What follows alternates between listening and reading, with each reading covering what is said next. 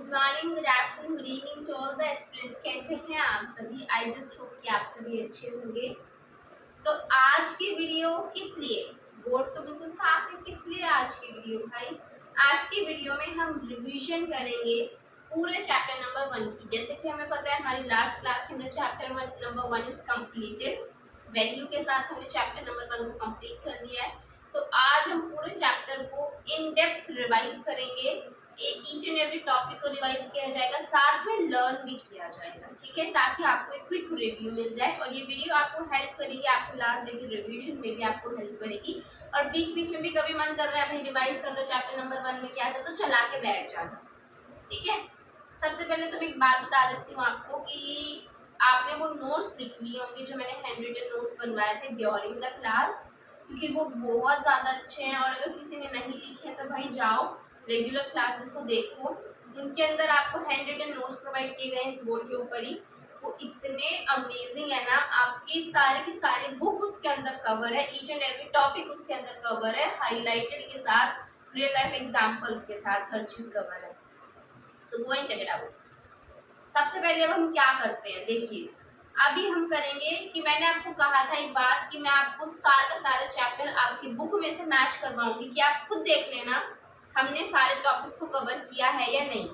तो अभी मैं आपको बुक दिखा देती हूँ, बुक में से सारे के सारे टॉपिक्स मैच करवा दूंगी, उसके बाद हम अपने रिविजन को स्टार्ट करेंगे। ओके, तो लीजिए मैंने आपकी ये बुक ही खोली हुई है जिसके अंदर चैप्टर नंबर 1 है। तो रिवाइज करेंगे, एक बार देखेंगे, ठीक है। मैंने सिस्टम पे खोल दिया आपका चैप्टर नंबर 1, आपके आईसीआई के पोर्टल से ही देखेंगे।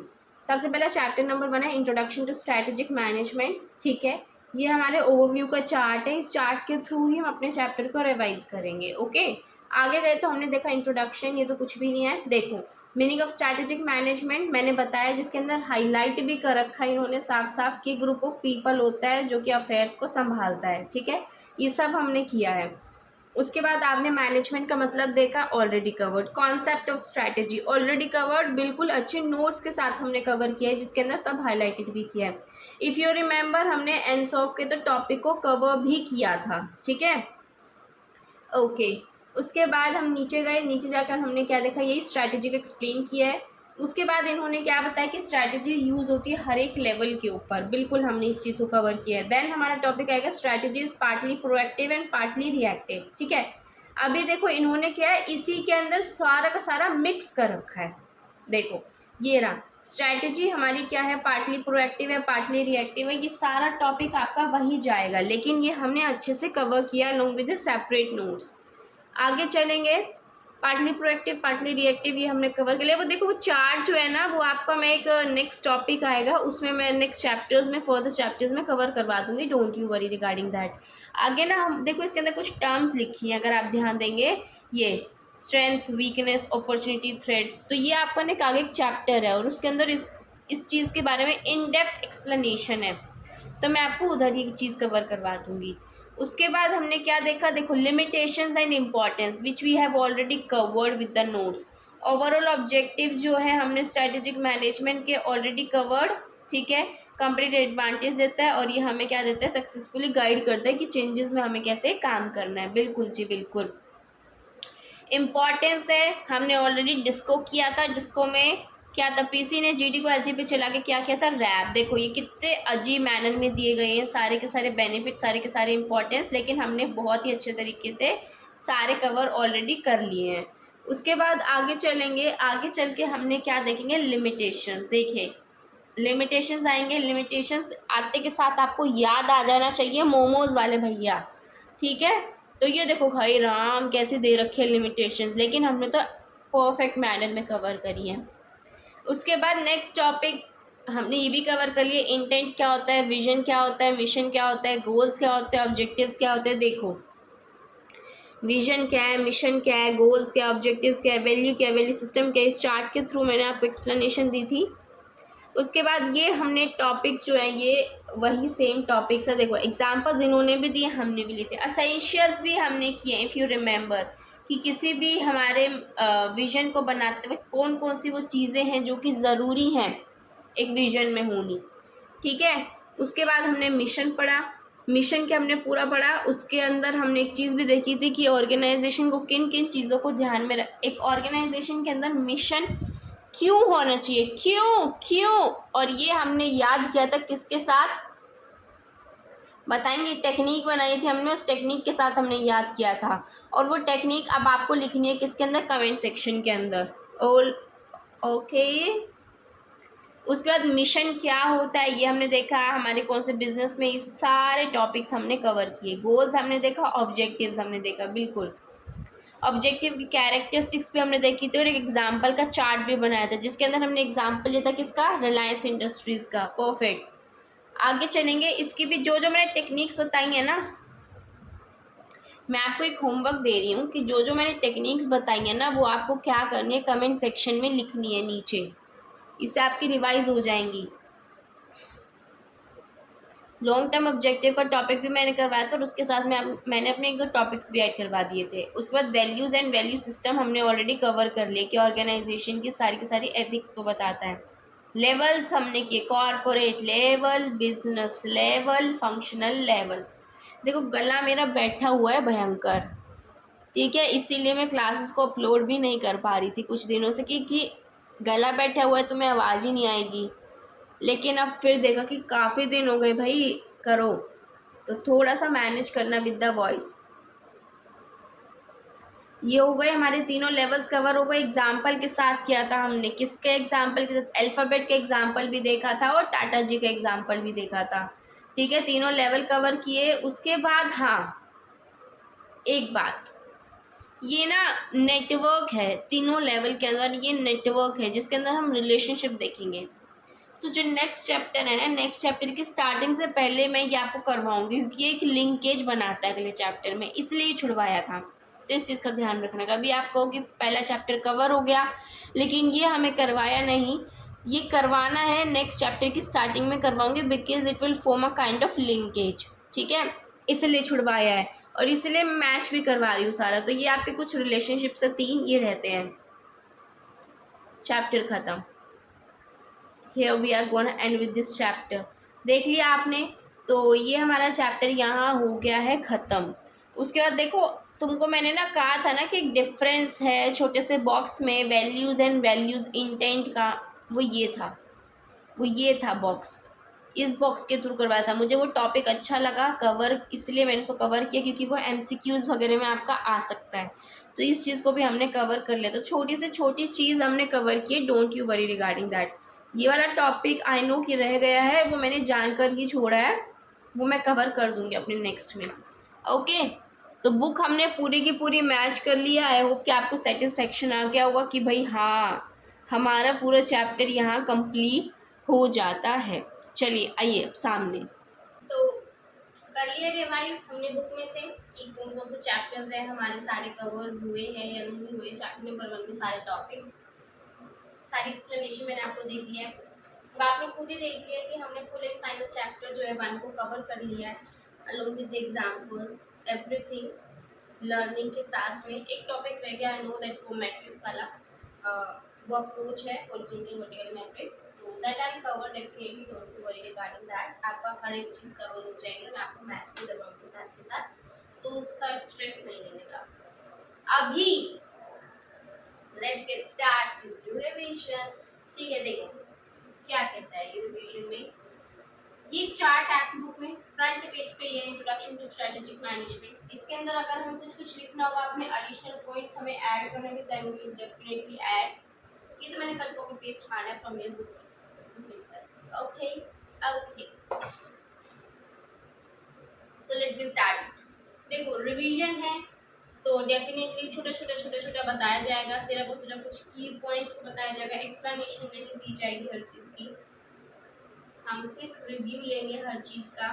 इन डेप्थ अंडरस्टैंडिंग के लिए आपको जाना पड़ेगा रेगुलर लेक्चर्स के ऊपर। स्टार्ट करते हैं। सबसे पहले चैप्टर नंबर 1 हमारा किसकी बात करता है, इंट्रोडक्शन टू स्ट्रैटेजिक मैनेजमेंट, जिसके अंदर सबसे पहला मुद्दा हमने हमारी क्लास में पढ़ा था अबाउट द स्ट्रैटेजी, और उसी से फिर हमने स्ट्रैटेजी पढ़ा, मैनेजमेंट का मतलब पढ़ा, और उन दोनों से निकल के आ गया था हमारा स्ट्रैटेजिक मैनेजमेंट। तो स्ट्रैटेजी क्या होती है, बेसिकली आप अपने गोल डिसाइड करते हैं, ठीक है, वो आपको अचीव करना होता है। तो ऑर्गेनाइजेशन जो भी एक्शंस लेती है ताकि ऑर्गेनाइजेशन अपने उस गोल को अचीव कर सके, अपने उस मिशन को अचीव कर सके, अपने उस विजन को अचीव करने के लिए जो भी कार्यक्रम किया जाता है, दैट इज व्हाट स्ट्रेटजी।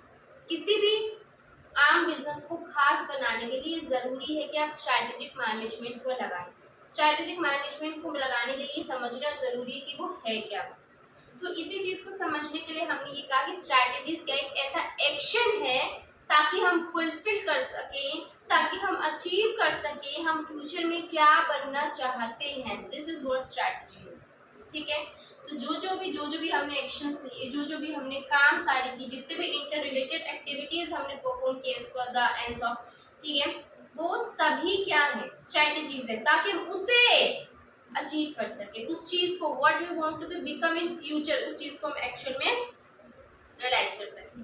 साथ में आपने एक टर्म पढ़ी थी कि स्ट्रैटेजी क्या है, ब्लूप्रिंट है ऑर्गेनाइजेशन की आगे के स्ट्रक्चर की।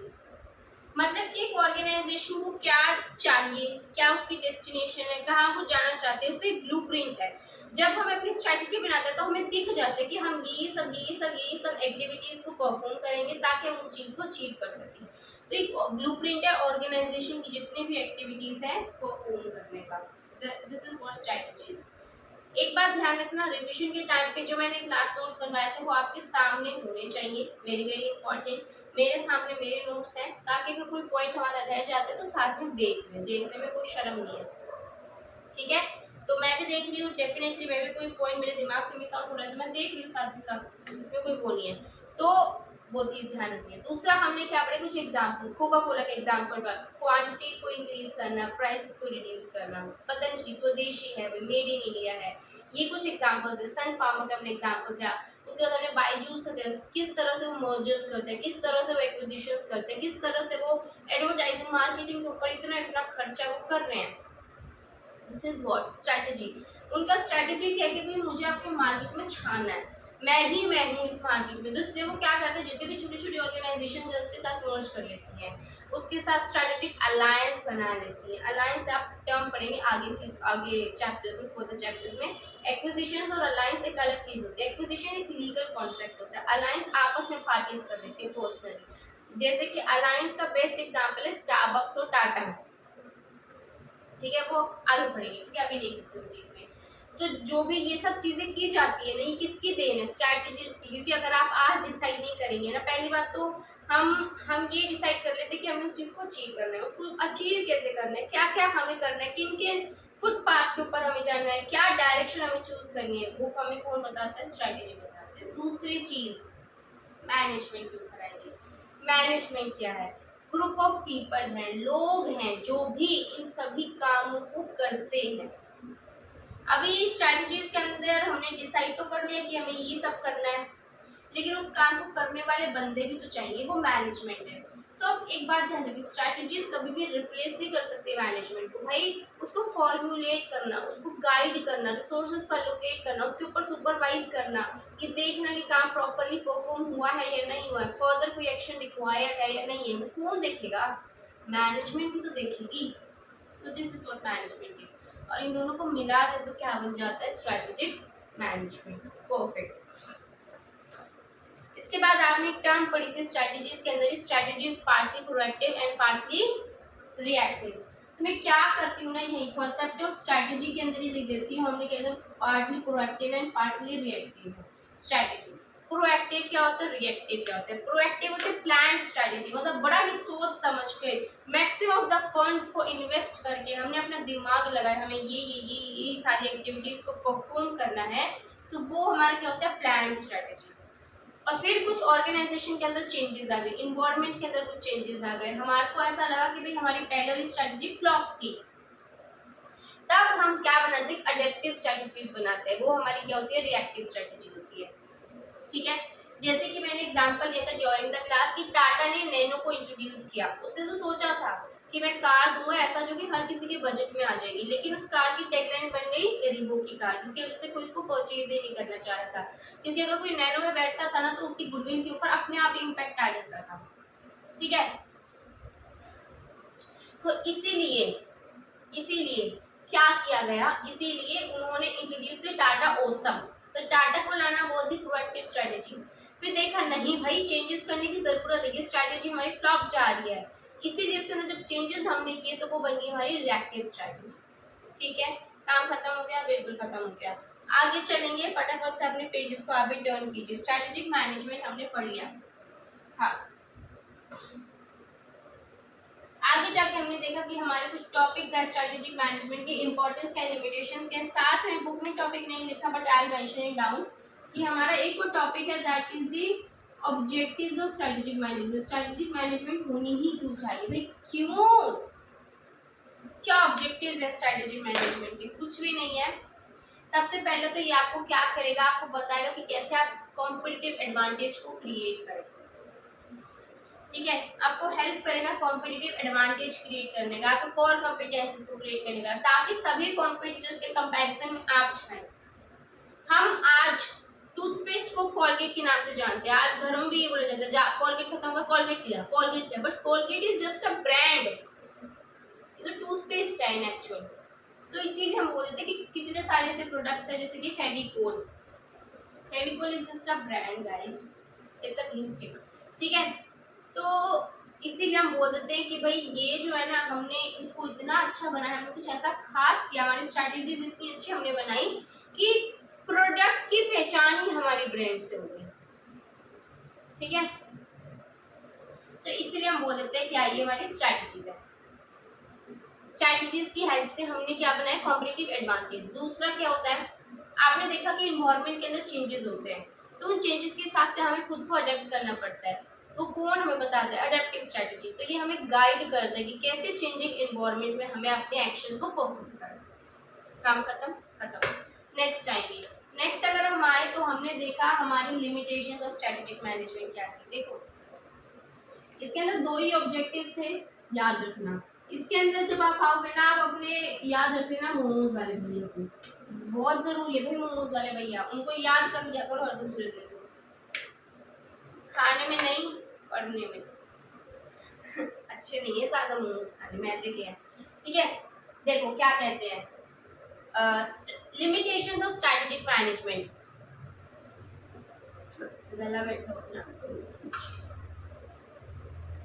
क्या कहते हैं, सबसे पहले तो भाई अगर मैं जाकर किसी भी मोमोज वाले को समझाऊंगी कि स्ट्रेटेजिक मैनेजमेंट ऐसा है, स्ट्रेटेजिक मैनेजमेंट ऐसा है, तुम भी करो, तुम भी करो, तुम भी करो, तो उसको आम आदमी के लिए समझना मुश्किल। सबसे पहले हमने क्या कहा, it is difficult to understand, इसको समझना इज वेरी वेरी डिफिकल्ट। दूसरा, ये कॉस्टली है भाई, हर एक आम बंदा, नॉर्मल पर्सन इसको नहीं कर सकता है, it's very costly, time consuming है, और इट डजंट गारंटी सक्सेस। मेरे साथ में बोलेंगे, इट डजंट गारंटी सक्सेस। आज हमने इतने फंड्स को इंट्रोड्यूस कर दिया, हमें ये भी नहीं पता है कि क्लियरली हमारे पास इस चीज़ का एस्टिमेशन भी नहीं है कि फ्यूचर में जाके वो सब हमें रियलाइज होगा या नहीं। तो ये बहुत कॉम्प्लेक्स है, इसको अंडरस्टैंड करना is not easy, time consuming है, कॉस्टली है, और इट डजंट गारंटी सक्सेस। मतलब बहुत डिफिकल्ट है सर्टेन करना कि फ्यूचर में हमारे पास वही हमारे डिजायर्ड रिजल्ट्स आएंगे या नहीं आएंगे। खत्म। उसके बाद हमने क्या किए थे, इसके इम्पोर्टेंस के केस में हमारे देखो क्या आया था, हमने किया था डिस्को, पीसी ने जीडी को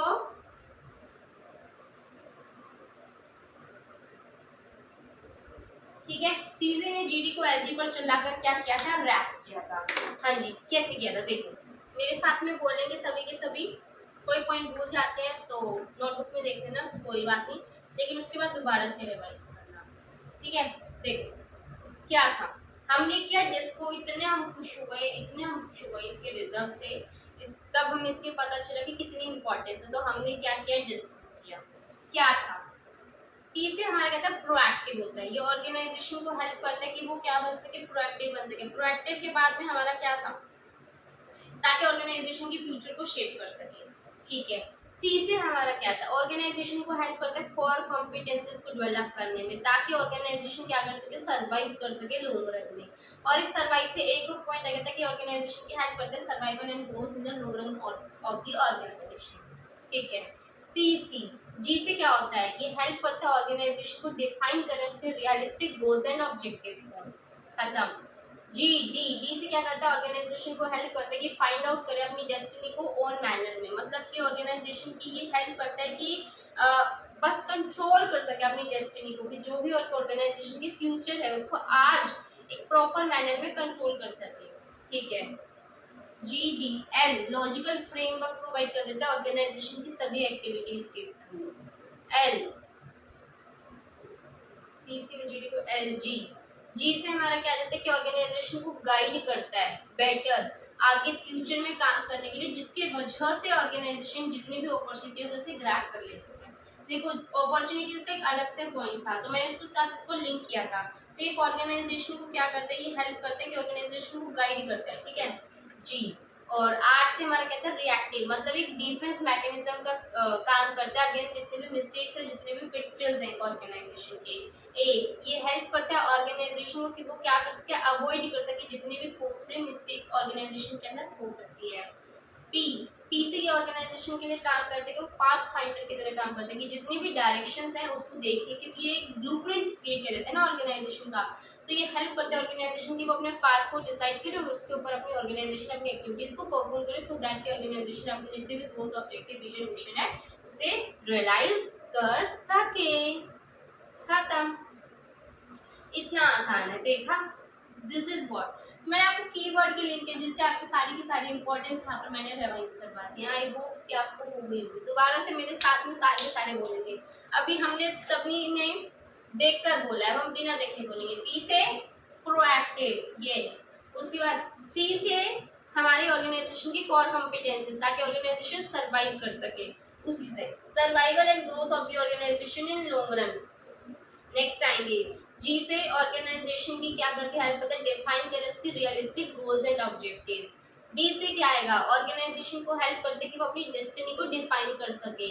उसके बाद एल से क्या आएगा, लॉजिकल फ्रेमवर्क को डिसाइड करने में, क्रिएट करने में हेल्प करता है through all the activities of the organisation. उसके बाद हमारा क्या आएगा, जी गाइड करता है ऑर्गेनाइजेशन को कैसे ऑर्गेनाइजेशन को जितने भी चेंजेस आते हैं उसके अंदर काम करना है।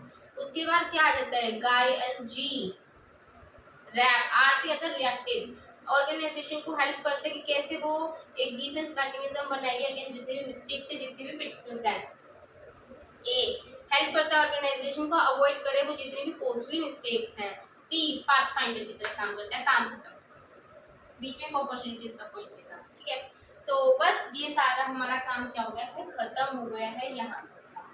नेक्स्ट अभी हम आते हैं लेवल्स के ऊपर, बट बिफोर द लेवल्स मैंने आपको एक इंटरेस्टिंग सा टॉपिक पढ़ाया था।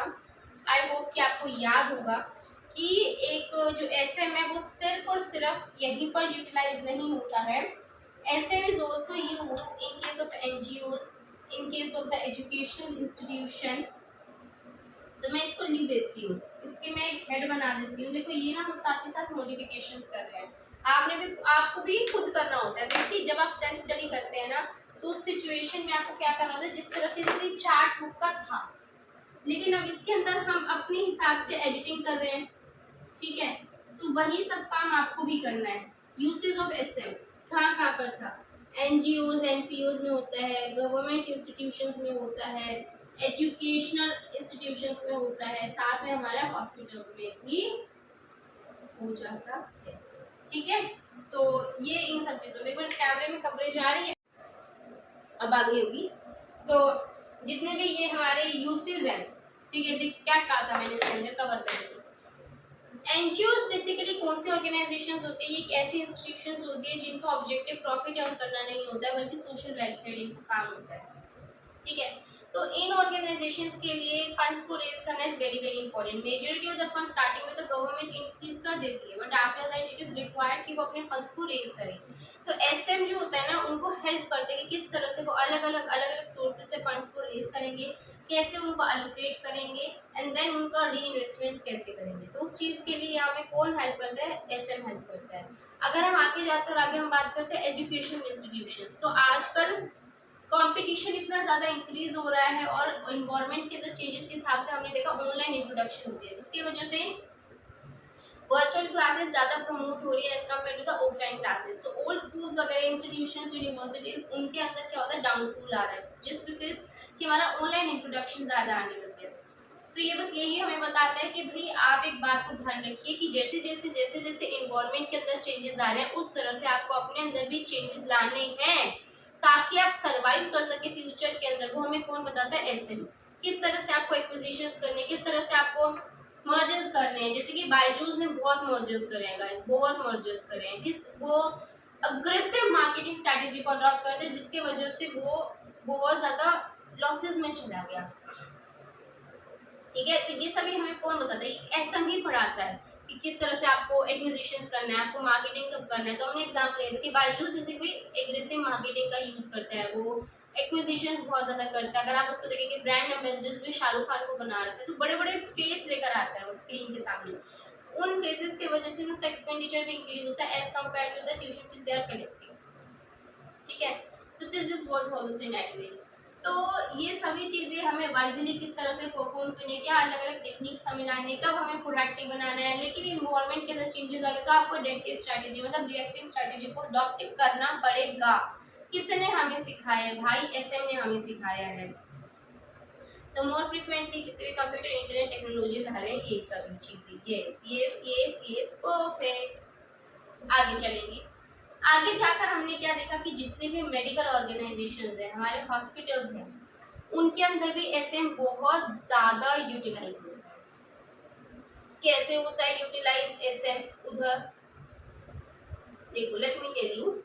हमने पढ़ा था पुणे के केस में कि उन्होंने क्या किया, हंड्रेड्स ऑफ डॉक्टर्स को अपने अंदर एक्वायर कर लिया। जगह जगह से जितने भी स्पेशलिस्ट थे उन सभी को उठा उठा के पुणे में पटक दिया, ताकि कोई भी अगर कहे कि भी हार्ट स्पेशलिस्ट पुणे में है उस हॉस्पिटल में, कार्डियक का हमारा ऑर्थो कार्डियक का, ठीक है, या फिर ऑर्थो का स्पेशलिस्ट उधर है, आपको आइज का स्पेशलिस्ट चाहिए उधर है, वट एवर यू वांट, मतलब आपको जो भी स्पेशलिज्म में जाना है, specialist whatever the case be, ठीक है। तो आपको जहाँ पे भी जाना है, अगर आपको वो स्पेशलाइजेशन, यस यस यस, एक बार भी ना मैं बात नहीं सुन सकती हूँ। अगर हमें स्पेशलाइजेशन की तरफ जाना है तो हम कहाँ जाएंगे भाई? पुणे के उस हॉस्पिटल में चाहिए, वो बेस्ट है। ये एक्विजिशंस करना किसने सिखाया? एसएम ने। साथ में अगर आप देखेंगे आजकल हॉस्पिटल्स क्या होता है, पीछे से उठाना और आगे आगे तक पहुंचा देना, ये भी देते हैं। एम्बुलेंस की सर्विसेज देना, मतलब बैकवर्ड इंटीग्रेशन। हॉस्पिटल में आए लेकिन भाई उसके आगे को आगे तक, उसके ग्रेवयार्ड तक उसको पहुंचाना, फॉरवर्ड इंटीग्रेशन। ये कुछ कॉन्सेप्ट्स है, backward integrations, forward integrations, SM के टॉपिक्स हैं ये, कॉन्सेप्ट्स आप आगे चैप्टर्स में पढ़ेंगे। तो ये भी हमें किसने सिखाया? एसएम ने सिखाया। साथ में हम अलग अलग तरह के प्राइस प्रॉफिट्स को कैसे जनरेट करते हैं, जनरल वार्ड बना दिया हमने, स्पेसिफिक वार्ड बना दिया। ये सभी चीजें भी जनरल में भी इंसान को उठा के सबके साथ पटक दिया, लेकिन स्पेसिफिक में भी हमने भी ये तो बेस्ट है, वीआईपी रूम्स हम बना देते हैं। तो फिर ये सब चीजें क्या है? पैसा हड़पने का एक जरिया है, जिसको किसने सिखाया? एसएम ने सिखाया कि किस तरह से आप अलग अलग टेक्निक्स को यूज करके आप लोगों से पैसा ऐड सकते हैं। साथ में आजकल चेंज, जैसे कोरोना के टाइम पर हमने देखा बहुत सारे ऐप्स आ गए, ठीक है, और प्रैक्टो हमारा एक ऐप आया था, तो जिसके अंदर क्या था कि आप ऑनलाइन डॉक्टर से क्या कर सकते थे? कंसल्टेशन ले सकते थे, आपकी दवाइयाँ आपके घर पर आ जाती थी। साथ में आपका वो जो होता है ना, फुल टाइम जो होता है सर्वे चलता था, किस तरह से वो जितनी भी आपकी क्या कहते हैं टेस्टिंग्स होती थी, सारी रिपोर्ट सबमिट हो जाती थी, और होम लेबोरेटरीज की सर्विसेज आपको प्रोवाइड करने लगे थे। क्रोनिक जो एलिमेंट डिजीजेस थे उनकी सर्विसेज आपको प्रोवाइड करने लगे थे ऑनलाइन। ये सभी चीजें किसने हमें सिखाई? एसएम ने सिखाई कि भाई इन्वायरमेंट के अंदर चेंज हो रहा है तो आप खुद के अंदर भी चेंज करिए, अदरवाइज दूसरा पर्सन आपसे बाजी मार जाएगा।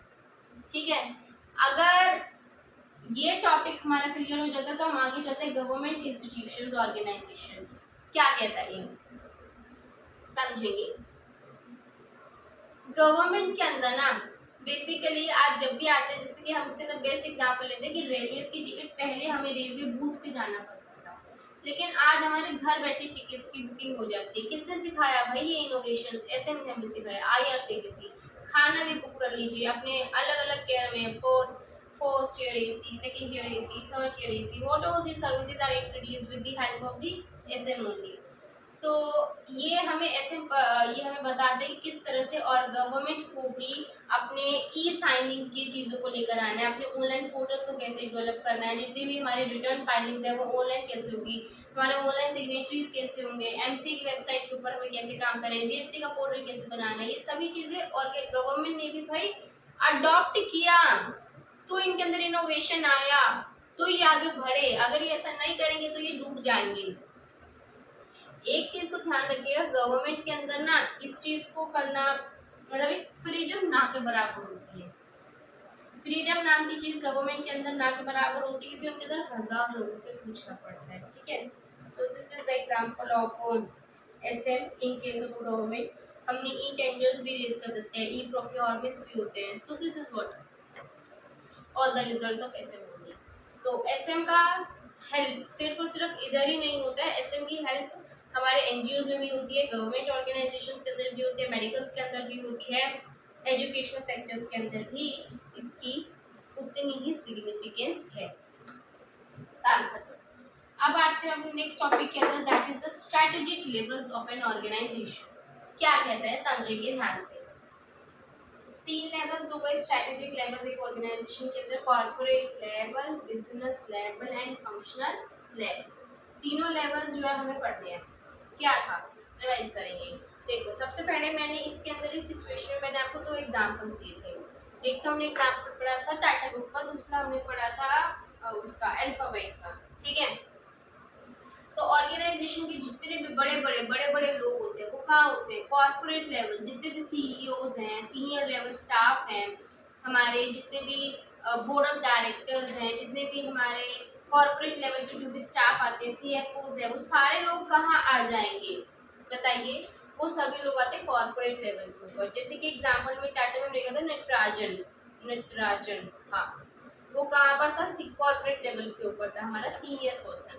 तो जो लोग पूरे की पूरी ऑर्गेनाइजेशन को एज अ होल देखते हैं, भाई ये मेन लोग हैं, ऊपर वाले लोग हैं, इनका काम सिर्फ और सिर्फ एक पर्टिकुलर डिवीजन को देखना नहीं है। इनका काम है कि हमें कुछ ऐसा करना है कि हमारी ऑर्गेनाइजेशन का नाम हो। ठीक है, अभी जो भी हमारे नटराजन से डिसीजन लेंगे, अंबानी जी जो भी डिसीजन लेंगे, वो सिर्फ एक पर्टिकुलर सेक्टर को देखकर नहीं लेंगे, वो देखेंगे कि भाई रिलायंस का पूरा नाम अच्छा हो।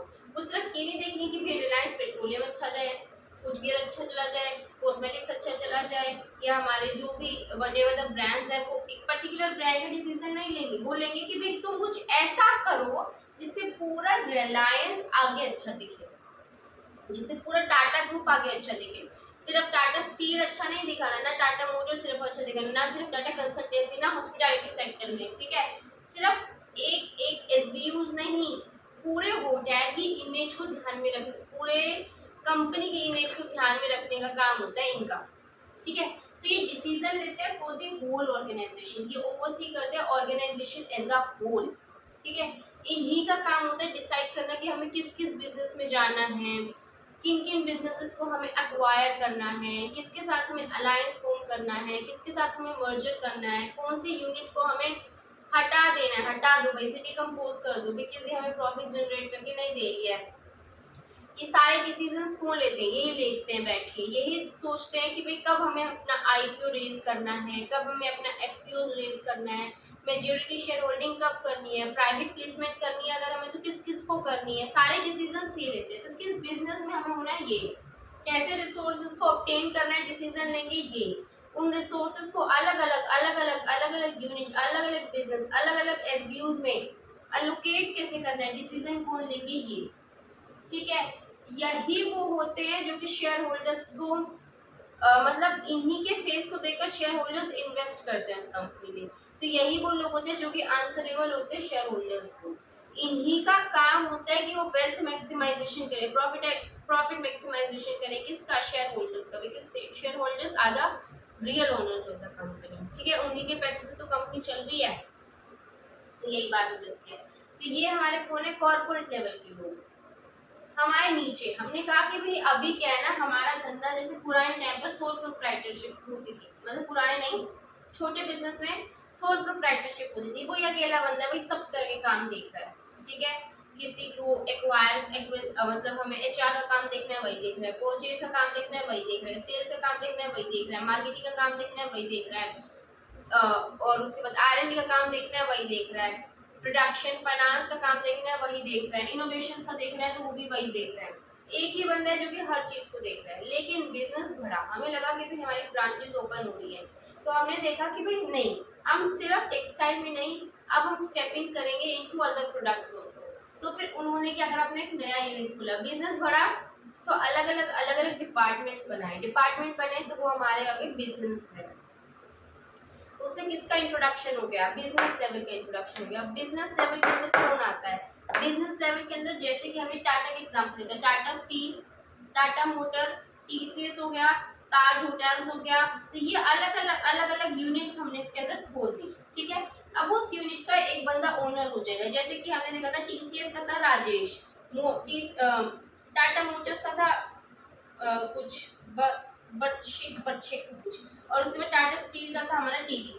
तो ये सभी चीजें, ये सभी पर्सन कौन थे, उस पर्टिकुलर यूनिट के मालिक, मतलब उस पर्टिकुलर यूनिट को हमें संभालना है। ठीक है, अभी डिसीजन किसका लेंगे, ये रिस्पॉन्सिबल होते हैं उस पर्टिकुलर बिजनेस यूनिट की। ये जितने भी डिसीजन लेंगे वो देखेंगे कि भाई हमारा यूनिट बेटर परफॉर्म करे as compare to the others, cost reduce कर सके, प्रॉफिट को मैक्सिमाइज कर सके, एम्प्लॉयज को हम सेटिस्फाई कर सके ताकि वो हमें सेटिस्फैक्टरी सर्विसेज दे, ताकि वो ऑप्टिमम यूटिलाइजेशन कर सके अपने यूनिट का। कुछ भी कई बार कहते हैं ना कि ऑर्गेनाइजेशन का गोल तो हमने सोच लिया, लेकिन उसको अचीव करने के लिए हमें छोटे स्ट्रैटेजीज बनानी पड़ती है। तो एक पर्टिकुलर यूनिट की स्ट्रैटेजीज भी ये खुद भी डिसाइड करेंगे। ये क्या काम करते हैं, बेसिकली ये लोग वो होते हैं जो मीडिएटर का काम करते हैं। कॉर्पोरेट वाले का, इनको बोला, इन्होंने वो डिसीजन पहुंचा दिया फंक्शनल वालों तक, फंक्शनल वालों ने काम कर दिया, अब उन्हें क्या देनी पड़ेगी, रिपोर्ट, वो रिपोर्ट देंगे बिजनेस वालों को, बिजनेस वाले ऊपर जाके कॉर्पोरेट वालों को पहुंचा देंगे। तो ये डिसीजन ले रहे हैं, ये इंटरप्रेट कर रहे हैं, एक्चुअल काम एग्जीक्यूट ये कर रहे हैं। ये सिर्फ एक देखते हैं कि हमारा डिवीजन सही चल रहा है ना, हाँ, हमारे डिवीजन के अंदर हर एक फंक्शन सही चल रहा है ना, हाँ, अब उसकी रिपोर्टिंग किसको देनी है, कॉर्पोरेट वाले को, बस ये काम चलता है इन बीच वालों का। और इसके अंदर किस तरह के लोग, जितने भी डिवीजन के मैनेजर्स हैं, उसके जितने भी स्टाफ है वो इधर आ जाते हैं। होगी बात यहीं पे खत्म। ठीक है, अब एक चीज देखो, जो कॉर्पोरेट वाले थे वो हर चीज को देख रहे हैं, जनरल मैनेजर, बिजनेस वाले थे हर चीज को देख रहे हैं, अपने यूनिट के सारे फंक्शंस तो देखेंगे ना मे बी। अभी जो टीसीएस का जो भी हमारा बंदा है, मैनेजर है, ठीक है, मान लीजिए कि हमारे टीसीएस का था राजेश, अब वो राजेश जी हमारे हर चीज को तो देखेंगे ना, वो राजेश जी हमारे प्रोडक्शन को भी देखेंगे, एचआर को भी देखेंगे, फाइनेंस को भी देखेंगे, परचेज को भी देखेंगे, मार्केटिंग भी देखेंगे, R&D भी देखेंगे, हर एक चीज के ऊपर उनका एक कंट्रोल तो होगा ना। तो इस वजह से वो भी क्या हुआ, हमारे जनरल मैनेजर हुए। ठीक है, हाँ जी, यहाँ पर बात क्लियर हो सकती है। उसके बाद नीचे आए, नीचे आके हमने क्या देखा, भाई हमारा बिजनेस और बढ़ने लगा। अभी सिर्फ एक राजेश अकेला टीसीएस नहीं संभाल सकता, भाई इसको अलग अलग स्पेशलाइजेशन चाहिए, हर एक पर्टिकुलर फील्ड में, हर एक पर्टिकुलर फंक्शन के अंदर हमें स्पेशलाइजेशन रिक्वायर्ड है। तो अब उस रिक्वायर्ड स्पेशलाइजेशन को हम कैसे लेकर आए अपने बिजनेस में, हमने अलग अलग फंक्शंस के भी क्या बना दिए, मैनेजर्स। ठीक है, तो हर एक यूनिट के अपने अपने अपने अपने फंक्शंस होंगे, और उन हर फंक्शन का एक फंक्शनल मैनेजर होगा जो कि उस काम को देखेगा। ठीक है, फंक्शनल लेवल जो मैनेजर्स होते हैं ना, वो रिस्पॉन्सिबल होते हैं एक पर्टिकुलर डिवीजन के एक पर्टिकुलर फंक्शन के लिए, जैसे एचआर मैनेजर, प्रोडक्शन मैनेजर और R&D मैनेजर, ये अलग अलग मैनेजर्स उसके बन जाते हैं। अभी कस्टमर्स का सबसे अच्छा फीडबैक कंपनी को कौन प्रोवाइड करेगा, ये मैनेजर लोग। तो इसलिए हम कहते हैं कि डिसीजन मेकिंग आप जब भी लेना तो इन लोगों का इन्वॉल्वमेंट होना सबसे ज्यादा जरूरी है, कि सब, क्योंकि कस्टमर ज्यादा ultimate resource for the company, ताकि वो उन्हें सर्व करे, उन्हें सेटिस्फाई करे, तभी उनका धंधा चलेगा। और कस्टमर्स के साथ सबसे ज्यादा क्लोज कांटेक्ट में होता कौन है, फंक्शनल लेवल मैनेजर्स। तो फंक्शनल लेवल मैनेजर्स को पता है कि डिमांड क्या चल रही है, सप्लाई की सिचुएशन क्या चल रही है, कब इन्फ्लेशन आ रहा है, कब डिफ्लेशन आ रहा है, किस तरह से हमें किस प्रोडक्ट या सर्विसेज को लोगों को आगे देना है, ताकि वो क्या कर सके, उस हमारे प्रोडक्ट को परचेज करे, उसकी डिमांड करे। तो इसलिए उनकी डिसीजन मेकिंग में इन्वॉल्वमेंट होना क्या है, बहुत ज़्यादा ज़रूरी है। ये फंक्शनल लेवल के जितने भी मैनेजर्स हैं, फंक्शनल लेवल के जितने भी स्टाफ हैं, वो सभी कहाँ आ जाते हैं, हमारे फंक्शनल लेवल के ऊपर।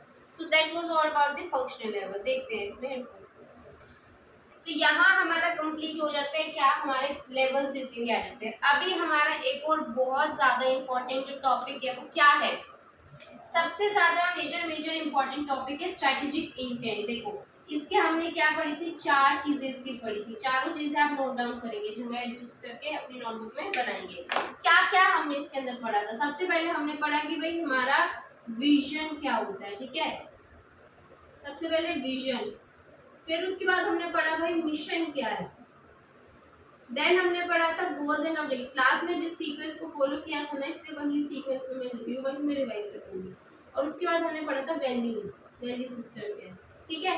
तो ये 4 चीजें आपने किस में रीड आउट की थी, स्ट्रेटेजिक इंटेंट में। वन बाय वन रिवाइज करते हैं। सबसे पहले बात आती है विजन। क्या होता है ना विजन में, हमने पढ़ा था विजन क्या है, वो जो आपको दिख रहा है ना दूर, मेरा आने वाला कल जो मुझे अचीव करना है, दैट इज द विजन। मतलब क्या होता है कि ऑर्गेनाइजेशन है, मैनेजमेंट की चाहत है, मैनेजमेंट की एस्पिरेशन है, मैनेजमेंट कहती है कि मुझे वो चीज जो मुझे दिख रही है वो मुझे अचीव करनी है, बहुत आगे है, बहुत दूर है, लेकिन मुझे वैसा बनना है इन फ्यूचर। हम कहते हैं आज हमने सीए फाउंडेशन में एनरोलमेंट किया, हम कहते हैं हाँ वो हमें सीए की डिग्री दिख रही है, हमें वो अचीव करनी है, बहुत दूर है, हमारी चाहत है, हमें वो चाहिए, बिल्कुल चाहिए, वो मेरा विजन है। उस विजन को अचीव करने के लिए जो भी एक्शंस लिए जाते हैं, that is nothing but strategy. तो पहले विजन बनता है, विजन को ध्यान में रखते हुए मिशन हम बनाते हैं आज, और विजन को अचीव करने के लिए हम स्ट्रैटेजीज को बनाते हैं। तो जो मेरा आने वाला कल है, जो मुझे दिख रहा है, मुझे ये बनना है, what I want to be in future, what I want to achieve in future, that is the vision. तो साफ पता चल रही है फ्यूचर के बारे में बात करता है। हमें विजन पता चल गया तो हमें बात मिल जाएगा कि भाई हाँ हमें इसी डायरेक्शन में जाना है। कंपनी ने कह दिया कि मुझे आगे के 4 साल बाद 2029 में मुझे अपने क्या कहते हैं अपने ईपीएस को इंक्रीज करना है, या फिर कह दीजिए कंपनी कहती है कि मुझे अपना ग्रोथ रेट जो है वो इंक्रीज करना है बाय परसेंटेज ऑफ 50%। 50% तो मैंने डिसाइड तो कर दिया कि मुझे अपना परसेंटेज 50% लाना है, लेकिन उसके लिए अभी मेरे को अपने काम आज करना पड़ेगा। मुझे देखना पड़ेगा कि मेरा हर साल इतना एवरेज जाना चाहिए, तो उसके लिए मैं स्ट्रैटेजीज बनाऊंगी, अपने गोल्स अपने ऑब्जेक्टिव्स को डिसाइड करूंगी। तो इसीलिए वो हमें क्या दे देते हैं, एक रोड मैप दे देते हैं कि भाई हाँ तुम्हें इस पाथ पे चलना है, अगर तुम इस बात पे चलोगे तो तुम जो आगे अचीव करना चाहते हो उस चीज को तुम अचीव कर पाओगे। तो ये हमें एक डायरेक्शन दिखाता है, ये फ्यूचर के बारे में बात करता है, ये बताता है कि भाई हाँ ये मैनेजमेंट की एस्पिरेशन है, ये चीज है जो कि मैनेजमेंट आगे इन फ्यूचर अचीव करना चाहती है, ये वो चीज है जो मैनेजमेंट आगे इन फ्यूचर बनना चाहती है। तो this is nothing but the vision, ठीक है। अब इसके हमने देखे थे कुछ एग्जाम्पल्स। देख सबसे पहले हमने क्या कहा था कि अगर हमने फ्लिपकार्ट का विजन स्टेटमेंट पढ़ा था तो उसने कहा था कि I want to be become Amazon of the future, कि भाई मुझे फ्यूचर का अमेज़न मतलब मुझे मोस्ट ऑफ द मार्केट्स को कवर करना है, ऐसा मार्केट मुझे बनाना है जिसके अंदर हर एक कस्टमर को हर एक तरह का प्रोडक्ट मिले बेस्ट क्वालिटी के साथ, कम से कम टाइम में उसे वो प्रोडक्ट डिलीवर हो जाए ताकि वो कस्टमर क्या हो सके, सेटिस्फाई हो सके। तो बस यही था। उसके बाद आगे जब हम गए तो उसने नाइकी ने क्या कहा था कि भाई मुझे इंस्पिरेशन बनना है और इनोवेशन में बेस्ट जाना है हर एक एथलीट। मतलब क्या था, सीधा सीधा सा कह रहा है कि मुझे एक ऐसा बनना है, मैं इनोवेशन में बेस्ट हूँ और हर एक एथलीट वो चाहे कि वो नाइकी को यूज करे। तो एथलीट के माइंड में जब भी कोई आए ना फुटवियर लेना है तो वो सीधा सीधा उसके दिमाग में जाए भाई नाइकी, तो मुझे बेस्ट बनना है। अब उस बेस्ट को बनने के लिए विजन तो डिसाइड हमने कर दिया, अब उसको अचीव करने के लिए जो भी ऑर्गेनाइजेशन के द्वारा किया जाता है दैट इज दी स्ट्रैटेजीज, ठीक है। तो विजन क्या है, फ्यूचर है जो कि मुझे अचीव करना है, फ्यूचर से रिलेटेड हो जाता है, ये मैनेजमेंट की एस्पिरेशन को शो कर देता है। ओके, लॉन्ग टर्म दिखाता है डेफिनेटली। उसके बाद मैंने आपको क्या कहा था, एक छोटी सी हमने इंपॉर्टेंट टॉपिक पढ़ा था एलिमेंट्स। एलिमेंट्स को पढ़ते वक्त हमें कुछ बातें जो थी वो ध्यान में आएंगी।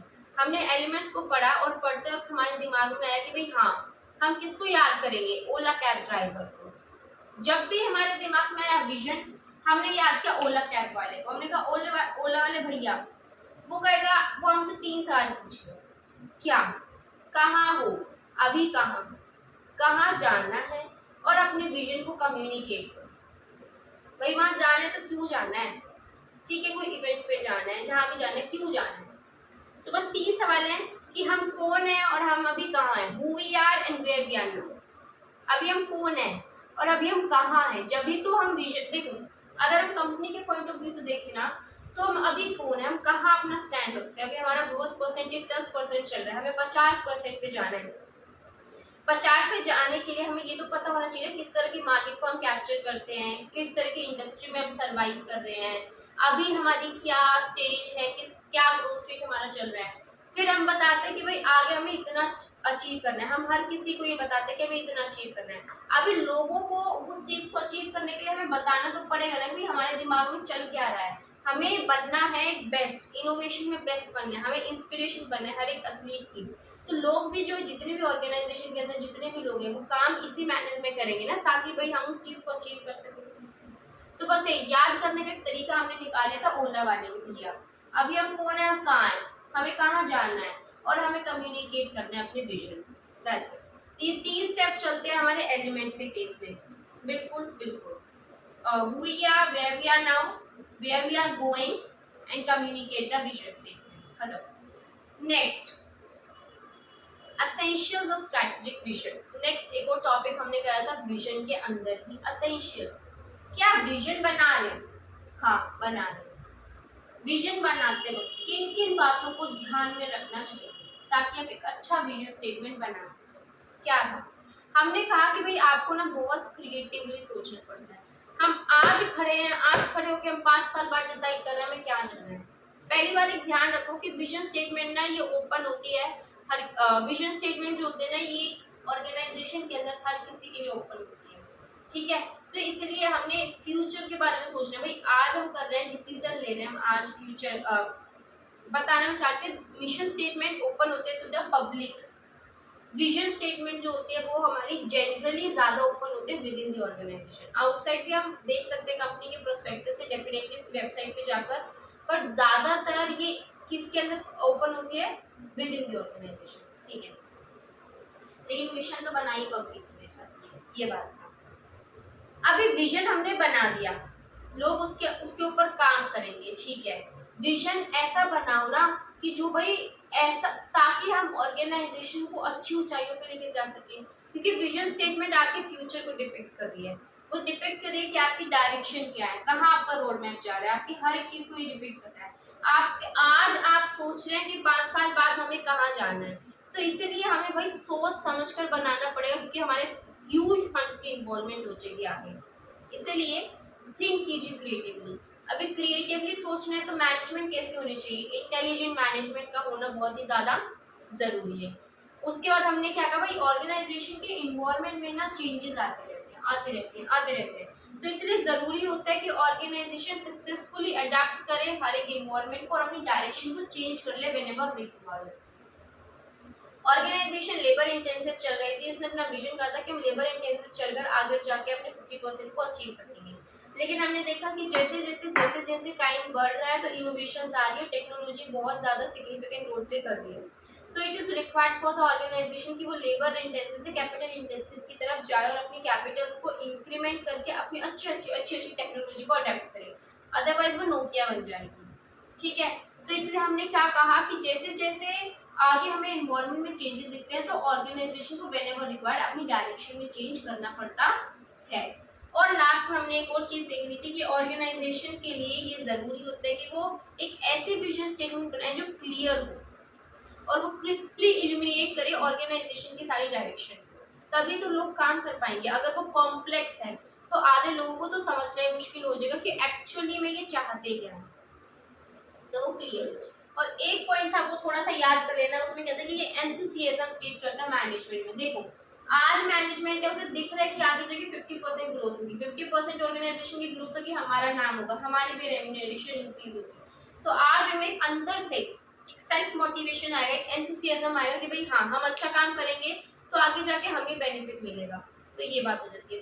कौन कौन से एसेंशियल्स हैं विजन स्टेटमेंट को बनाते वक्त? सबसे पहले तो आपको क्रिएटिवली सोचना पड़ता है बहुत ज्यादा, ठीक है। उसके बाद हमने क्या कहा कि कैसे हमें कंपनी को प्रिपेयर करना फॉर द फ्यूचर, क्रिएटिव सोच। दूसरी बात हमने क्या कही, इंटेलिजेंट एंटरप्रेन्योरशिप का होना इज वेरी वेरी इंपॉर्टेंट। अभी इन्वायरमेंट के अंदर चेंजेस आ रहे हैं तो इसलिए आपको जरूरी है चेंज कीजिए अपनी डायरेक्शन में, ठीक है। और ये सब होने के बाद हमने कहा भाई विजन ना आपका क्लियर होना चाहिए, वो क्रिस्पली इल्यूमिनेट्स करे सारी डायरेक्शंस को ऑर्गेनाइजेशन की, साथ में ये मैनेजमेंट के अंदर एंथुसियाज्म को भी क्रिएट करता है। खत्म विजन, थोड़ा सा कंज्यूम कीजिएगा विजन को। अब हम देखते हैं विजन, मिशन क्या था, मिशन स्टेटमेंट।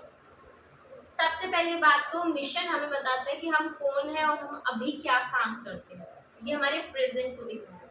विजन दिखाता है फ्यूचर में, मिशन दिखाता है प्रेजेंट में कि अभी हम क्या हैं और अभी हम क्या करते हैं, who we are, what we do, what business we are in, ये कौन बताता है, मिशन। बेसिकली मिशन स्टेटमेंट जो है ना वो बनाई ही किसके लिए जाती है, पब्लिक के लिए। ये कोई ऐसा कॉन्फिडेंशियल डेटा नहीं है जो कि सिर्फ टॉप मैनेजमेंट तक रहेगा, नहीं, ये बनाई ही पब्लिक के लिए जाती है ताकि पब्लिक को हम बता सके कि ये खास खूबियां हैं हमारे अंदर, जिससे कि आप हमारे प्रोडक्ट्स, हमारी सर्विसेज को अगर अवेल करेंगे तो आपको बेस्ट यूटिलाइजेशन मिलेगा, ठीक है। तो ये बनाई किससे जाती है, पब्लिक के लिए बनाई जाती है। जितनी भी हमारे अंदर खासियत है, जितनी भी हमारे अंदर खूबियां है, उसको रिप्रेजेंट करती है मिशन स्टेटमेंट, ठीक है। और उसके साथ में अगर आप एक चीज देखेंगे तो ये कस्टमर ओरिएंटेड है भाई, किसके लिए बनाई जाती है, पब्लिक के लिए, तो कस्टमर ओरिएंटेड है। इसकी हेल्प से ऑर्गेनाइजेशंस के लिए क्या पॉसिबल हो जाता है कि भाई हम ये बता देते कि आज हम यहाँ हैं, आज हम ये एक्टिविटीज करते हैं और इन्हीं एक्टिविटीज को करके हमें फ्यूचर में वहां जाना है। तो मिशन और विजन आपस में क्या हो जाते हैं, कोरिलेटेड हो जाते हैं इसी की हेल्प से।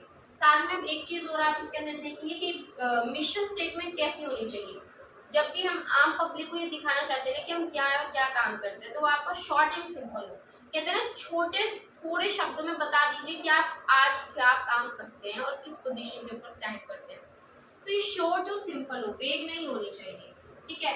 उसके साथ में आपका जो मिशन स्टेटमेंट है ना, अगर हम कुछ एग्जांपल्स देखें, जैसे कि अगर हम देखते हैं एग्जांपल इसका एयरटेल का, एयरटेल कहते हैं कि हम एरर फ्री टेलीकॉम सर्विसेज देखते हैं। क्या करते हैं हम, एरर फ्री टेलीकॉम सर्विसेज। हम, मैंने क्या कहा, हु वी आर, हम कौन है, हम टेलीकॉम सर्विस प्रोवाइडर है। What we do, error free services को हमारा देना काम है। एयरटेल का विजन स्टेटमेंट क्या था कि हमें ग्लोबली एडमायर्ड कंपनी बनना है, वो हमें आगे जाके बनना है। आज तुम क्या हो, आज हम एरर फ्री टेलीकॉम सर्विसेज देते हैं, तो this is what mission statement is. हम कौन है भाई, आज हम क्या काम करते हैं, हम अपने प्रेजेंट को बताते हैं, आज हम अपनी खूबियां बताते हैं अपने कस्टमर्स को, पब्लिक को प्रॉपरली दिखाई जाती है, शॉर्ट है, सिंपल है, आसान से इसको समझा जा सकता है, कोई कॉम्प्लेक्स नहीं होती है, ठीक है। उसके बाद अगर हम मिशन स्टेटमेंट बनाते हैं तो आपके दिमाग में एक चीज आनी चाहिए कि मिशन स्टेटमेंट बनाते वक्त भी तो कुछ बातों को हमें ध्यान में रखना है ना, ताकि हमारा मिशन स्टेटमेंट अच्छा बन सके और लोगों को हम अपनी तरफ अट्रैक्ट कर सकें। तो सबसे पहला तो ये ऐसा होना चाहिए जो कि आपकी कंपनी की एक स्पेसिफाइड, एक सेपरेट आइडेंटिटी को दिखाए, मतलब आपका मिशन स्टेटमेंट बाकियों से अलग होना चाहिए, कुछ हटकर होना चाहिए, ठीक है। इस मिशन स्टेटमेंट की स्पेशल आइडेंटिटी होना चाहिए। दूसरा, एक कस्टमर ओरिएंटेड होना चाहिए, ऐसा होना चाहिए जो कि कस्टमर्स को अच्छा लगे। देखो शायद ये टॉपिक मैंने रेगुलर में नहीं किया था, ठीक है, तो अभी सुन लो कि कौन कौन सी बातें हैं, कौन कौन से एसेंशियल्स हैं जो कि हमें ध्यान में रखने वाले क्रिएटिंग अ मिशन स्टेटमेंट। सबसे पहले तो एक स्पेशल आइडेंटिटी दें। दूसरा, ये हमारा कस्टमर ओरिएंटेड होना चाहिए, मतलब कि हमें पता होना चाहिए कि हम ऐसा बनाएं कि लोगों को देख के पता चले कि हमारा टारगेट मार्केट क्या है, कौन से कस्टमर्स, ग्रुप ऑफ कस्टमर्स को हम टारगेट करना, हम सेटिस्फाई करने की कोशिश कर रहे हैं। दूसरा, तीसरा, ये हमारा यूनिक होना चाहिए भाई, स्पेशल आइडेंटिटी दे तो उसी से रिलेटेड होगी, ये हमारा यूनिक होना चाहिए भाई, अलग हटकर। अगर सभी जैसा एक जैसे हमने बना दिया, मान लीजिए जियो का और इसका, जियो भी कहते हैं कि हम एरर फ्री टेलीकॉम सर्विसेज देते हैं, ये भी, और एयरटेल भी कह देता है कि हम error free and fast telecom services देते हैं।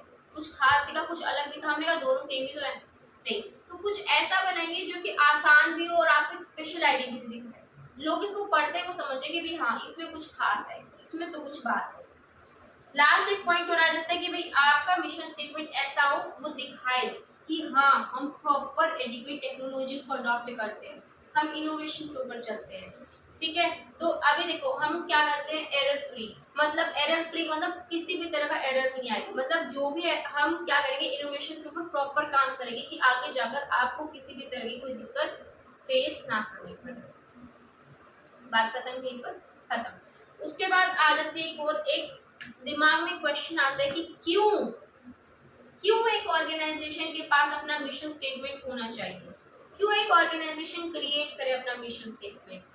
तो हमने कहा कि भाई जो टॉपू जो है ना वो मैसेज देगा, एक ट्रिक हमने करी थी टॉपू मैसेज। तो टी से क्या था, सबसे पहले तो भाई ये मिशन स्टेटमेंट है ट्रांसलेट कर देता है किसको, गोल्स एंड ऑब्जेक्टिव्स को एक्चुअल वर्क स्ट्रक्चर के अंदर। ठीक है, सबसे पहले टी से हमने क्या करा था, टी से हमने करा था कि ट्रांसलेट कर देता है गोल्स एंड ऑब्जेक्टिव्स को वर्क स्ट्रक्चर के अंदर। ओ से हमने क्या करा था कि स्पेसिफाई कर देता है ऑर्गेनाइजेशन की क्या क्या पर्पस है, क्यों ये ऑर्गेनाइजेशन बनाई गई है, साफ पता चल रहा है मिशन स्टेटमेंट से। एफ से हमने इसके अंदर करा था कि ये फोकल पॉइंट है आइडेंटिफाई करने का, मतलब कि हमें हेल्प करता है आइडेंटिफाई करने में कि ऑर्गेनाइजेशन क्या है भाई, ये क्या काम करती है, एक स्पेसिफिक टोन हमें दे देते हैं कि भाई हाँ ये इस ऑर्गेनाइजेशन का काम है, ताकि पूरी ऑर्गेनाइजेशन उसी तरह से काम कर सके। ठीक है, उसके बाद यू से हमने क्या करा था, यूनैनिमिटी, मतलब जब वो मिशन स्टेटमेंट आ जाते हैं तो सभी लोग साथ में मिलकर काम करते हैं कि भाई हमारा ऑब्जेक्टिव तो यही है, इस तरह से ये हमारा एक स्टैंडर्ड है कंपनी का, इसी स्टैंडर्ड के हिसाब से हमें काम करना है, तो सभी सेम तरीके से साथ में यूनानिमिटी में काम करने लग जाते हैं। एम से क्या था, मोटिवेट करता है हमारे ऑर्गेनाइजेशन के रिसोर्सेज को यूटिलाइज, कि भाई हमें ये स्टैंडर्ड को बनाए रखना है तो अपने रिसोर्सेज को प्रॉपर्ली यूटिलाइज कीजिए। तो मोटिवेट करता है ऑर्गेनाइजेशन के रिसोर्सेज को ऑप्टिममली यूटिलाइज करने के लिए। एस से क्या था, वही बात, स्टैंडर्ड सेट कर देता है ऑर्गेनाइजेशन के रिसोर्सेज के एलोकेशन का। ठीक है, और जी से हमारा क्या था, जनरल टोन सेट कर देता है। सारे पॉइंट सेम है नो डाउट, एक्सप्लेनेशन भी सेम है, लेकिन हमें क्या है, फैक्टर्स याद करने पड़ेंगे, और फैक्टर्स को याद करने के लिए ही मैंने क्या कहता एक ट्रिक दी थी छोटी सी। तो बताएंगे फटाफट से, आप सभी बोलेंगे कि क्यों एक ऑर्गेनाइजेशन के पास उसका मिशन स्टेटमेंट होना चाहिए। देखो विजन में एक चीज हमने पढ़ी थी, उसका तो मैंने लर्निंग टिप दी थी ओला कैब वाला। ठीक है, अब मिशन के अंदर एक हमने लर्निंग टिप दी टू। ठीक है, तो टोफू मान लीजिए एक बंदा है, वो कम्युनिकेट करता है मिशन स्टेटमेंट को मैसेज के। तो टी से हमने क्या करा, ट्रांसलेट कर देते हैं गोल्स एंड ऑब्जेक्टिव्स को वर्क स्ट्रक्चर में। ओ से हमने क्या करा, ओ से हमने क्या करा, ऑर्गेनाइजेशन के पर्पस को आइडेंटिफाई करने में हेल्प करता है। एफ से हमने क्या कहा, फोकल पॉइंट डिसाइड कर देता है। यू से हमने क्या कहा, यूनैनिमिटी देता है। एम से ये मोटिवेट करता है ऑर्गेनाइजेशन के रिसोर्सेज को यूटिलाइज करने में। एस से हमने क्या करा, एक स्टैंडर्ड को डिसाइड कर देता है ऑर्गेनाइजेशन के रिसोर्सेज के एलोकेशन के करने में। उसके बाद तो मैसेज जी से हमने क्या कहा, जनरल टूल सेट कर देता है। दैट्स इट, खत्म, मिशन कंप्लीट। नाउ अब हम स्टार्ट करते हैं गोल्स एंड ऑब्जेक्टिव्स। क्या कहता है गोल्स एंड ऑब्जेक्टिव्स, देखिए मैंने एक चार्ट बनवाया था आपको, जिसके अंदर हमने देखा था कि आज हम यहाँ हैं और मैनेजमेंट आई और उसने मीटिंग में कह दिया कि भाई मुझे 2030 तक अपने मार्केट शेयर को इंक्रीज करना। अब वो तो आकर सुना गई, अभी बाकी सारे ऑर्गेनाइजेशन के सारे बिजनेस लेवल मैनेजर्स के ऊपर आगे स्ट्रेस। अब इसको तो मार्केट शेयर इंक्रीज चाहिए, भाई तूने बताया भी नहीं कि तुझे कितना कितना कितना कितना कैसे चाहिए, तूने स्पेसिफिक तो बताया नहीं, मुझे इतना परसेंट इंक्रीज चाहिए, नहीं बताया। कितने टाइम में कितना परसेंटेज हमें इंक्रीज करना है, कुछ बताया ही नहीं, हम मेजर ही नहीं कर सकते, कैसे करें। अब उसने तो बस आके बोल दिया मुझे इंक्रीज चाहिए। तो मैनेजमेंट अब क्या करेगी, मैनेजमेंट हर साल के, आज हम पढ़े खड़े हैं 25 में, पढ़े नहीं है खड़े हैं, आज हम हैं 2025 में। उन्होंने कहा 26 में भाई हमें 10% इंक्रीज करना है, उन्होंने कहा 27 में भाई हमें 25% इंक्रीज तक लेकर जाना है। आगे हमने कहा कि भाई 28 के अंदर हम 35% को लेकर ही चलेंगे। अब हम कहेंगे 25 से 35 सिर्फ 10%, भाई आगे टेक्नोलॉजीज के अंदर चेंजेस आ सकते हैं, मार्केट के अंदर चेंजेस आ सकते हैं, हमारा कोई कॉम्पिटिटर आ सकता है, कुछ भी हो सकता है। तो 35% अप्रॉक्सीमेटली हम लेकर चलेंगे। 29 में हमें कम से एटलीस्ट हमारे 42% को हमें कवर करना है, डिसाइड किया। तो क्या है, ऑब्जेक्टिव ज़्यादा स्पेसिफिक है, इतने टाइम में इतना इंक्रीज करना है, इस सेक्टर में इंक्रीज करना है, खत्म हो गया, हम उसको मेजर कर सकते हैं। After a period of time we can measure कि भाई आपका 10% इंक्रीज हुआ है या नहीं हुआ है। हमारे जो नटराजन जी आए और उन्होंने कह दिया 2030 के अंदर मुझे अपना मार्केट शेयर इंक्रीज चाहिए, काम उन्होंने बता दिया गोल, ये क्या है हमारा गोल। आए मीटिंग में खड़े हुए, कहा 2030 का गोल मैं बता रहा हूँ कि मुझे मार्केट शेयर के अंदर इंक्रीज चाहिए, बस खत्म।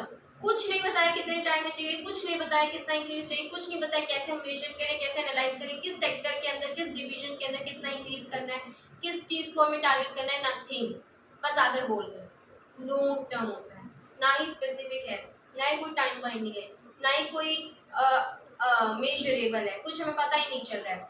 That is nothing but the goal. उस गोल को अचीव करने के लिए जो हम स्टेप्स चलाते हैं, जिन काम हम करते हैं छोटे छोटे छोटे छोटे, that is nothing but the objectives. ठीक है, तो ऑब्जेक्टिव्स डिफाइंड होते हैं within the time frame. Long term भी हो सकते हैं, शॉर्ट टर्म भी हो सकते हैं, डिपेंड करता है। लॉन्ग टर्म बेसिकली हम कह देते हैं वेरी कर रहे हैं तो 5 ईयर्स। ठीक है, जब बहुत लंबे गोल्स बना देते हैं ना 10-10 सालों के, तो हम अब हर एक साल करके तो बनाएंगे नहीं ऑब्जेक्टिव, तो 2-2 ढाई साल के ऑब्जेक्टिव्स हम डिसाइड कर लेते हैं। ठीक है, ये बात होती है। तो लॉन्ग टर्म में हम जा सकते हैं, शॉर्ट टर्म ऑब्जेक्टिव्स में भी जा सकते हैं, वो बात नहीं है। हमें मार्केट शेयर इंक्रीज करना है आगे जाके 2030 में, तो उसके लिए हमने छोटे छोटे डिसाइड किए, 26 में इतना करना है, 27 में इतना करना है, 28 में इतना करना है, 29 में इतना करना है, ताकि हम 30 तक कर सकें। तो ऑब्जेक्टिव्स क्या, हमें पता है कि हमें टीसीएस के अंदर 10% इंक्रीज करना है, या फिर हमें टीसीएस के अंदर 5% इंक्रीज करना है, कंसर्न और टाटा स्टील के अंदर 5% इंक्रीज करना है। इन दोनों में इंक्रीज करके हमारा 10% मार्केट शेयर आ जाएगा, काम खत्म। तो ये हमारा स्पेसिफिक है साधन, ये हम मेजर कर सकते हैं, ये with in the time frame हमने डिसाइड कर दिया है। तो जो भी छोटे छोटे टारगेट्स डिसाइड किए जाते हैं अपने गोल्स को अचीव करने के लिए, सब ऑब्जेक्टिव्स। ठीक है, इसी सब को, इसकी हमने एक्सप्लेनेशन ली, इसकी हमने अंडरस्टैंडिंग ली, बिल्कुल हमने ली। इसके अंडरस्टैंडिंग लेने के बाद हमारे दिमाग में क्या आया, हमने कहा ओ, इससे तो हमारे निकल कर आ गए क्या ऑब्जेक्टिव्स की कैरेक्टरिस्टिक्स, क्या थी उसकी ट्रिक, स्मार्ट सीईओ। देखो ओ और यू थोड़ा एक जैसा होता है, तो इसलिए मैंने कहते स्मार्ट सीईओ। ठीक है, एस स्पेसिफिक है, एम मेजरेबल है, ए अचीवेबल। कैसे ऑब्जेक्टिव्स होने चाहिए, स्पेसिफिक हो, मेजरेबल हो, अचीवेबल हो, रेलेवेंट हो, with in the time frame हो, थोड़े से चैलेंजिंग भी हो तो मजा आएगा, इवेल्युएशन कर सके, इजी टू अंडरस्टैंड। भाई जब तक आप ऑब्जेक्टिव समझ ही नहीं पाएंगे तो काम कैसे करेंगे, ये बताइए मुझे। इवेल्युएशन का मतलब होता है कि चेक करना हमारे ऑब्जेक्टिव जो हमने डिसाइड किए थे वो हमने अचीव कर लिए या नहीं। रेलेवेंट का मतलब होता है कि वेदर उस पर्टिकुलर इंडस्ट्री से रिलेटेड है या नहीं। ठीक है, ये होता है। तो क्योंकि ये हमें चेक करना भी तो जरूरी होता है ना कि भाई जो चीज हम काम कर रहे हैं उससे डायरेक्शन में जा रही है कि नहीं जा रही है, तो इसलिए इवेल्युएट करते रहते हैं अपने प्रोजेक्ट्स को। इवेल्युएशन ऑफ क्या कहते हैं, अप्रेजल इवेल्युएशन प्रोसेसेस भी चलते हैं बहुत ज्यादा। तो फिर ये याद रखते हैं कि क्या हमारे ऑब्जेक्टिव जो है उसकी कैरेक्टरिस्टिक्स क्या गई थी, ये हमारी एक ट्रिक, स्मार्ट सीईओ। ओ यू एक जैसा है तो यू, स्पेसिफिक हो, मेजरेबल हो, हमारे अचीवेबल, भाई ऐसे ऑब्जेक्टिव्स बनाओ जिनको हम अचीव कर सके। ऐसे अनरियलिस्टिक गोल्स एंड ऑब्जेक्टिव्स तुम डिफाइन नहीं कर सकते हो। ओके, रेलेवेंट हो, with in the time frame हो, चैलेंजिंग हो, जब भी तो हम अचीव करेंगे। अभी हमने कह दिया हम बैठे बैठे भाई हम 5% इंक्रीज, 5% तो यार कुछ काम है, तुम कुछ ऐसा तो डिसाइड करो ताकि कुछ मेहनत एफर्ट्स लगे, ताकि हमें 2030 में रिजल्ट्स दिखे। तो बस यही बात है, चैलेंजिंग हो, इवैल्यूएशन होता रहे प्रॉपर, उन्हें अंडरस्टैंड करना भी आसान हो, easy to understand, that's it, काम खत्म। ये हमारे यहाँ पर क्या चीज कंप्लीट हो जाती है, within the time frame ना, आपकी बुक में लाइन दिखेगी set within the constants, तो this is nothing but the only thing कि भाई अचीवेबल हो, रेलेवेंट हो। ठीक है, अचीवेबल रेलेवेंट का इन्होंने क्या लिखा है, रेलेवेंट की उन्होंने एक लाइन लिखी है set within the constant, मतलब ऑर्गेनाइजेशन की मर्यादाओं के अंदर, ऑर्गेनाइजेशन की जो दायरे हैं उसके अंदर, तो set within the constants which is nothing but value. Values देखेंगे, हमारा इसका स्ट्रेटेजिक इंटेंट का लास्ट कंपोनेंट है, दैट इज द वैल्यूज। और सबसे ज्यादा इम्पोर्टेंट कंपोनेंट भी समझ लीजिए वैल्यूज, क्योंकि वैल्यूज के अंदर ही सब आता है, विजन, मिशन, गोल्स, ऑब्जेक्टिव, सब कुछ किसके अंदर आता है, वैल्यूज। वैल्यूज क्या है भाई, कंपनी के आदर्श। वैल्यूज क्या है, कंपनी के आदर्श।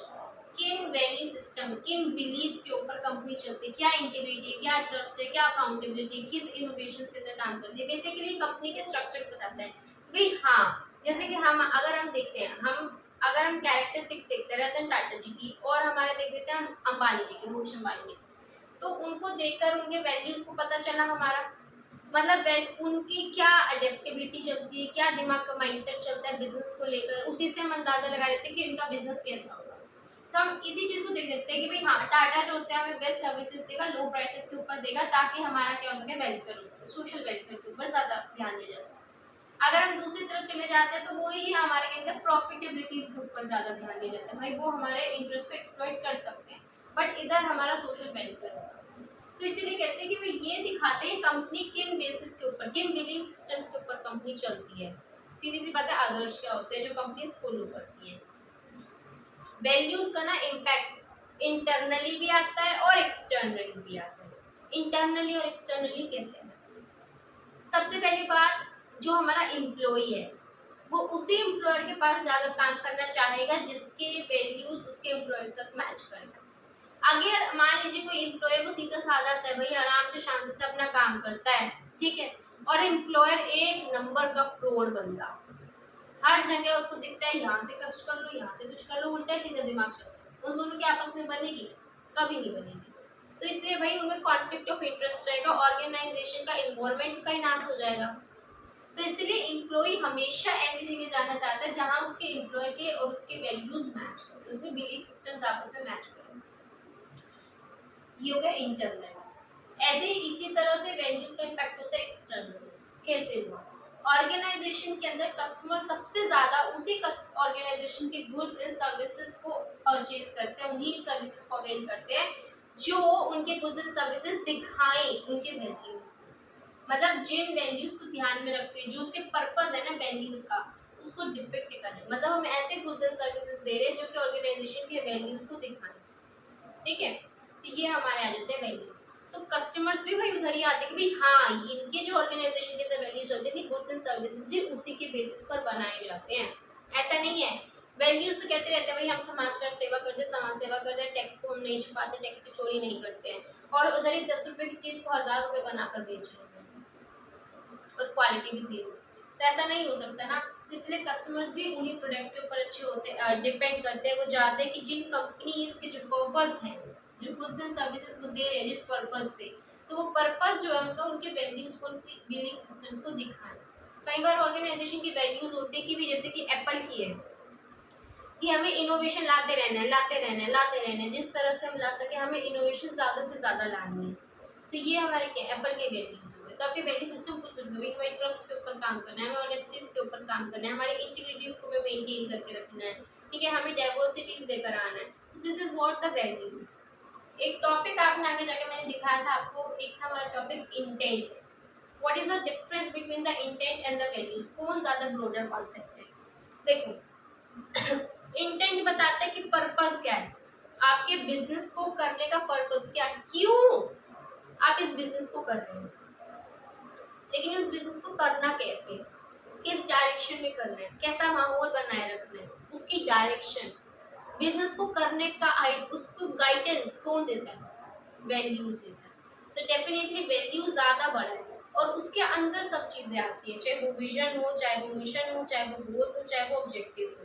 तो इसीलिए हमने क्या कहा कि वैल्यूज दोनों के अपने सिग्निफिकेंस है, क्योंकि वो बता रहा है पर्पस क्या है, क्यों हम बिजनेस कर रहे हैं, और वहीं पे वैल्यूज गाइड कर रहा है भाई पूरी ऑर्गेनाइजेशन को अंदर से बाहर से हर जगह से कंट्रोल कर रहा है। तो इसलिए हमने क्या कहा कि वैल्यूज ज्यादा ब्रॉडर है as compare to the intent. So यहाँ हमारा चैप्टर नंबर 1 कंप्लीट हो जाता है, that is the introduction to strategic management. एक टॉपिक रह गया है वो मैट्रिक्स वाला, तो वो हम करेंगे सेकंड चैप्टर के साथ में, उसको करवा दूंगी। बट फॉर नाउ हमारा चैप्टर नंबर 1 इज कंप्लीटेड पूरे रिवीजन के साथ में, ठीक है। तो ये वाला रिवीजन लेक्चर जो आप अच्छे से देख लेना। That's all from my side for today. अगर कुछ भी क्वेरी आती है तो let me know down in the comment section. So till then subscribe कर दो, लाइक कर दो वीडियो को, और चैनल को नहीं लाइक शेयर एंड सब्सक्राइब, ठीक है। So till then good bye.